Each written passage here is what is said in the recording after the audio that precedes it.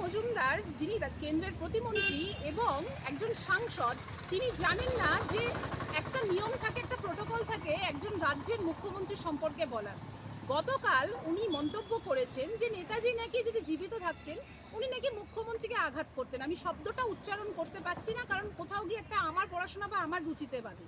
একটা বিষয় না বললেই নয়, এই যে সুকান্তবাবু আজকে এত বড় বড় কথা বলছেন মৃত ভোটারদের নিয়ে, যে মৃত ভোটাররা নাকি বাদ যাচ্ছে, অন্য কোনো ভোটার বাদ যাচ্ছে না। আমি সুকান্তবাবুকে আর একটা পাওয়ারের চশমা দিতে চাই। তানি দেখুক যে বিভিন্ন ক্ষেত্রে বিভিন্ন জায়গায় অভিষেক বন্দ্যোপাধ্যায় যে মঞ্চগুলোতে মৃত ভোটার বলে যে জীবিত মানুষগুলোকে দাঁড় করিয়ে দিচ্ছেন, সেইগুলো কি বিজেপির নেতারা বা নির্বাচন কমিশন কোনোভাবে চোখে দেখতে পায় না? চোখে দেখতে পায় না যেভাবে সুপ্রিম কোর্ট, নির্বাচন কমিশন বা বিজেপি নেতাদের এই সমস্ত যে কুৎসা অপপ্রচারের উপরে একটা সপাটে চড়, যে সপাটে চড়টার কথা উনি নিজে বলছেন, সেই সপাটে চড়টা তো বিজেপির গালে এবং নির্বাচন কমিশনের গালে পড়েছে। তা সত্ত্বেও তিনি বলছেন যে মমতা বন্দ্যোপাধ্যায় নাকি ভুল কথা বলেছেন, ভুল তথ্য দিয়েছেন।